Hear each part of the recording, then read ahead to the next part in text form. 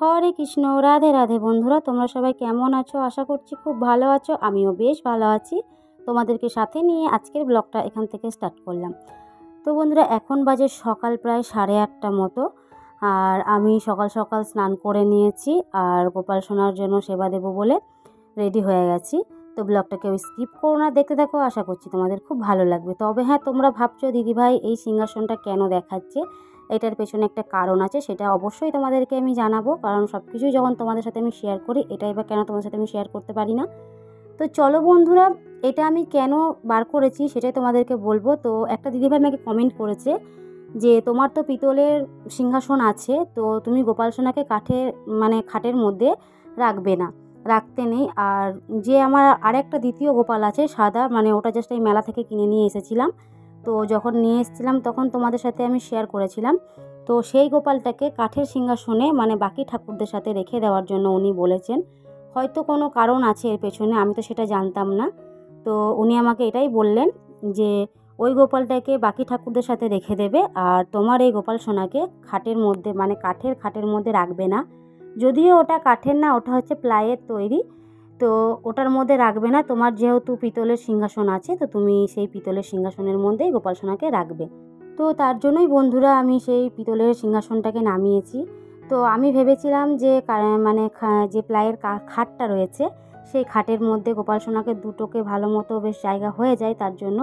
কিন্তু উনি যা হোক কিছু একটা বুঝে আমাকে বলেছেন। তো তাকে অসংখ্য ধন্যবাদ জানাই, কারণ এই জিনিসটা আমার জানা ছিল না। তো ভাবলাম যে খাটের ওপরে সিংহাসনটাকে চাপাবো, কারণ আমার পাশে দেখা একটা সিংহাসন আছে, সেটাতে লক্ষ্মী ঠাকুর থাকে, আর এই সিংহাসনটাতে আমার বাকি ঠাকুররা থাকে। তো আমার পিতলের সিংহাসনটা খুবই ছোট আর অনেকটা নিচু হয়ে যাবে। তো ভাবলাম যে খাটটার ওপরে সিংহাসনটাকে বসাই, তার উপরে গোপাল সোনাকে বসিয়ে দেবো। তো সকাল সকাল দেখতে পেলে গোপাল সোনাকে আমি ঘুম থেকে তুলে দিলাম ঘন্টা বাজিয়ে। তো তোমরাও কিন্তু এরকমই করবে, যখন গোপাল সোনাকে ঘুম থেকে ওঠাবে ওর আশেপাশে একটু আওয়াজ করবে। আমি যেমন ঘন্টা, কখনো ঝুনঝুনি এরকমভাবে আওয়াজ করি। তবে হ্যাঁ বন্ধুরা, আজকে আমার এক জায়গায় যাওয়ার কথা আছে। তো আমি যাব, তার জন্য আর কি সকাল সকাল আমি গোপাল সোনাকে একেবারে স্নান টান করিয়ে দেব। তোমাদের যদি কাজের কোনো ভিড় থাকে, ধরো আজকে এক জায়গায় যাওয়ার আছে বা আজকে কাজের খুব তাড়া, তো তোমরাও কিন্তু এইভাবেই করতে পারো। তো গোপাল সোনাকে আমি ঘুম থেকে উঠিয়ে খানিকক্ষণ রেখে দিয়ে একেবারে আমি স্নান টান করিয়ে গোপাল সোনাকে একেবারে অন্নভোগ দেবো আজকে। তো ব্লগটাকে স্কিপ করো না, দেখতে থাকো। আশা করছি তোমাদের খুব ভালো লাগবে। আর যে দ্বিতীয় গোপাল সোনাটা ছিল, সেটাকে আমি সিংহাসনের ওপরে কাঠের সিংহাসন যেটা ছিল আমার বাকি ঠাকুরদের সাথে, সেটাকে আমি রেখে দিয়েছি। আর আমার গোপাল সোনাকে পিতলটার মধ্যেই এরপর থেকে রাখবো। তবে হ্যাঁ বন্ধুরা, অনেক দিন আগে একটা দিদিভাই আমাকে কমেন্ট করেছিল যে বন্ধু তোমার আর একটা গোপাল কই। যখন আমি আমার গোপাল সোনাকে ওই গোপাল সোনার থেকে আলাদা করে রেখেছিলাম, তখন ও বারবার আমাকে জিজ্ঞাসা করতো যে আর একটা গোপাল সোনা কই, তাকে তো কই দেখতে পাচ্ছি না। তো তার জন্য আমি দুটো গোপালকে একই সাথে খাটের ওপরে রাখতাম। তো যিনি বলেছেন আমাকে, তিনি আমার থেকে নিশ্চয়ই বয়সে বড় হবেন, তো তার কথাটা আমার শোনা উচিত। তার জন্য আমি আমার গোপাল সোনাকে পিতলেরটাতেই রাখবো, আর দ্বিতীয় যে গোপালটাকে আমি মেলা থেকে কিনে নিয়ে এসেছিলাম, সেটা আমি বাকি ঠাকুরদের সাথে রেখে দেবো। তো আমার গোপাল সোনার কিন্তু দেখো অঙ্গরাগ করিয়ে মুখটা কিন্তু ভীষণ হাসি হাসি। আমার বেশ ভালো লাগছিল গোপাল সোনাকে, যখনই আমি স্নান করাই সেবা দিই, তখনই আমার মুখটা দেখতে খুব ভালো লাগে। আর তোমরা আমার গোপাল সোনাকে অনেক অনেক ভালোবাসা দিয়েছো, তার জন্য তোমাদেরকে অনেক অনেক অসংখ্য ধন্যবাদ। তো তোমরা কে কোথার থেকে ভিডিওটা দেখছো অবশ্যই কমেন্ট করে জানাবে, কারণ আমিও জানতে চাই যে আমার ভিডিও কতদূর পর্যন্ত যায়। তো চলো বন্ধুরা, ব্লগটাকেও স্কিপ করো না, দেখতে থাকো। আশা করছি তোমাদের খুব ভালো লাগবে। আর যারা যারা এখনও পর্যন্ত আমার চ্যানেলটি সাবস্ক্রাইব করোনি, তারা ঝটপট আমার চ্যানেলটি সাবস্ক্রাইব করে নোটিফিকেশানটা অল করে দাও, যাতে আমার পরের ভিডিও নোটিফিকেশান সবার আগে তোমার কাছে পৌঁছে যায়, যাতে তুমি মিস না করো। তো চলো ব্লগটা তোমরা দেখতে থাকো। আর এখানটা দেখো আমি খুব সুন্দর করে সাজিয়ে দিয়েছি। আর ওই যে দেখতে পাচ্ছ দ্বিতীয় গোপাল সোনাকে আমি ওখানে তুলে দিয়েছি, কারণ ওখানে তো রাখার জায়গা নেই। তারা মা থাকে, ভোলানাথ থাকে, মনসা মা থাকে, আর কালী ঠাকুরও থাকে সাথে ওখানে। তো ওখানে রাখার জায়গা নেই বলে আমি ঠিক করলাম এই জায়গাটায় রেখে দিই।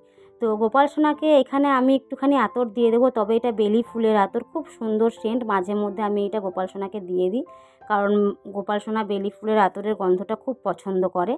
তো চলো বন্ধুরা, আমি এখন গোপাল সোনাকে সাজিয়ে গুজিয়ে দেব। তো একটা মিস্টেক হয়ে গেছিলো আমার, আমি গোপাল সোনাকে মালাটা আর লাঠিটা, বাঁশি, আমার মুখ দিয়ে লাঠিই বেরিয়ে যায় ওটা, বাঁশিটা আমি দিতে ভুলে গেছিলাম। তার আগে আমি ফুল দিয়ে সাজিয়ে দিয়েছিলাম। তো তারপরে আবার মনে হলো কী যেন একটা ফাঁকা ফাঁকা লাগছে, তখন দেখি গোপাল সোনার মালাটাই পরানো হয়নি। তারপরে আমি আবার মালাটা পরিয়ে দিয়েছিলাম। তো ব্লগটাকে স্কিপ করো না, দেখতে থাকো, আশা করছি তোমাদের খুব ভালো লাগবে।